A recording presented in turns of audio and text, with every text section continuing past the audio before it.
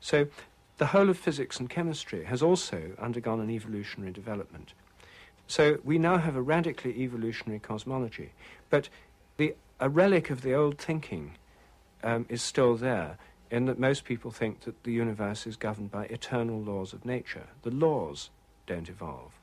Now, what I'm suggesting is that the so-called laws of nature are not fixed. If we live in a radically evolutionary cosmos, which since the 1960s it's been recognized, even in physics, that this is the case, then why shouldn't the laws of evolution evolve, laws of nature evolve as well? And my view is that they're not really so much laws as more like habits, that what happens in nature depends on what's happened before. There's a kind of memory in nature, rather than a kind of eternal mathematical mind sustaining eternal laws. It's not mechanistic, it's living. Well, first of all, paraphrase. Yes, I would say that the universe is not a machine, it's more like an organism. And the Big Bang theory is like the traditional myths of the cracking of the cosmic egg. It tells us the universe began small, that ever since that beginning it's been growing, and as it's grown, new structures and patterns have developed within it. This is like an embryo. No machine starts small and grows and forms new structures, but a tree does as it grows from a seed, or an embryo does as it grows from a fertilized egg. And so, effectively, our modern cosmology has given us a view of the whole universe as a developing organism. Everything is developing and evolving. So I would argue the old idea of eternal laws, which fitted so well with an eternal universe, the universe physicists liked to believe in, and spent 100 years after Darwin, they resisted the evolutionary idea, tooth and nail, because it's so alien to the traditions of physics, which is radically non-evolutionary. But now they've finally gone over to an evolutionary view of the world. But still, there's this residue of the old thinking, the idea of eternal laws, and that's what I'm questioning, that's what I'm challenging. And so I'm arguing that the idea of formative causation gives us a sense of memory in nature, in all kinds of nature, in all aspects of nature. So we can think of the evolution of nature being accompanied by the evolution of the habits of nature, rather than the whole thing being governed by fixed laws that were all there at the moment of the Big Bang. So when I say this hypothesis gives us a radically evolutionary understanding of ourselves and the universe, what I'm doing is trying to extend the evolutionary model to its limit. Because you see, what we've seen is a series of extensions. First it was confined to the human realm, then to the biological realm, now to the realm of physical phenomena.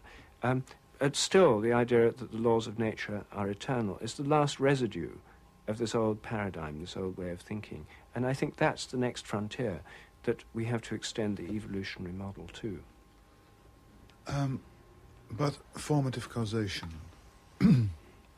what does it really mean? What is a morphogenetic field, or what is morphic resonance? What do you mean by that? Well, the question is the question of form, order, pattern, structure. That's the question I'm dealing with. And you see, science has been quite good at telling us what things are made out of. It's rather like trying to understand a city like Amsterdam by going and analysing the bricks. Say they're made of a particular kind of mud or clay, and it has a particular composition. It will tell you something about the weathering of the buildings, the nature of the city, the potentialities of building in that material. But it won't tell you anything about the architecture or the layout of the streets. And so there's a formative, it's like the architectural principle, as opposed to the building materials. This is the aspect of nature which has been largely ignored by science. Spent a lot of time breaking things down and analysing what they're made out of. And of course, everything's made out of something or other. At least every body is made out of bits and materials. And so you can always find answers that way. But when you break things down to look at the bits, you lose the form, the structure. If you knock a house down to analyse the materials it's made of, then you've lost the form, the plan, the structure of the house in this very act of analysis. And in nature, the question, especially in biology, of form, of pattern, of structure, and it's also in chemistry, because chemistry is a science of forms. Molecules have particular forms, and so do atoms, and so do crystals. All these forms require an understanding of the formative principles that give rise to them. And that's what that's what I'm talking about in formative causation. I think that formative causation is the kind of causation responsible for form, structure, or pattern. And I think that the causal influence on this is what I call the morphogenetic field, or more shortly, the morphic field, from the Greek word morphe, meaning form. So I think each kind of thing has a field which gives it its form, pattern, structure, or order. And that this field, which is like the plan or the shaping influence on it, has the form it does because of a kind of memory. There's a kind of memory inherent in this field.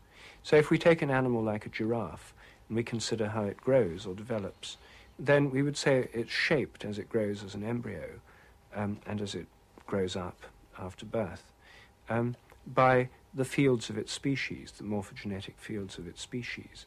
But then how do those fields get the form they do? I would say they get them from previous giraffes by the process I call morphic resonance, an influence of similar things on subsequent similar things. So the fields that organize things have a kind of inherent memory within them. They are non-material? They're non-material, but they're physical. To explain that, I have to say... Like gravity is physical, yes, and non-existent itself. Yes, the gravitational field is physical. It has physical effects. It's part of nature. Physis, in Aristotle's word, was nature. The Greek word nature is the basis of our word physical. It's part of nature, the gravitational field. But it's not material in the sense that it's made of matter. You see, when Newton first thought of gravitational force, the question arose, well, what's it made of? How does the moon affect the tides on the earth? What's in between? And some people said, well, if it's something that happens, it must be made of matter. So there must be subtle matter, the ether. They invented a special kind of subtle matter to be the basis of the field. But what Einstein showed was that we don't need the ether as the basis of electromagnetic or gravitational fields. They're themselves made of space or space-time. Fields are patterns in space or space-time. And matter is made of fields and energy rather than fields being made of matter. Mm. So I would say the morphogenetic fields and morphic fields in general are physical. They're part of nature. They have physical effects. But they're not made of matter any more than gravitational fields are made of matter. Can you give some examples of what, for instance, the fruit flies, or the blue tits, or the rats, or the nursery rhymes, or the puzzles, or whatever experiments have been done? Can you give some experiments that have been done to prove the hypothesis of formative causation? And, well, first describe them. Well, the theory makes a lot of predictions. It's every kind of thing, even crystals, have a kind of memory of previous similar ones. So take the example of rats learning new tricks. This is the easiest example to understand. The animals within a given species draw on a collective memory and in turn contribute to it through morphic resonance. So if you train rats to learn a new trick in London, then what I'm saying is that rats in Holland, in Germany, in America, in Australia, in Russia, all around the world, rats should learn this same trick more quickly just because the rats have learned it here.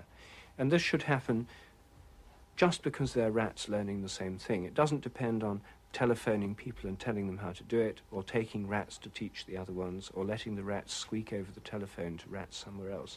It should happen anyway, and the more rats that learn it here, the easier it should get everywhere else.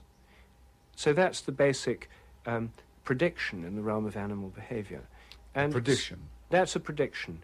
And then, in terms of what happens, first of all, there's quite a lot of circumstantial evidence from studies of rats and other animals that, as people have studied them in laboratories over the years, they've shown quite dramatic improvements in learning rates in standard laboratory tasks. And these improvements have been found all over the world in a way that's both puzzling and mysterious. And because there's no theory in science that could explain this until morphic resonance came along, these results have simply been ignored. They're lying around in the archives of science. So one of the things I've done is dusted off a whole lot of existing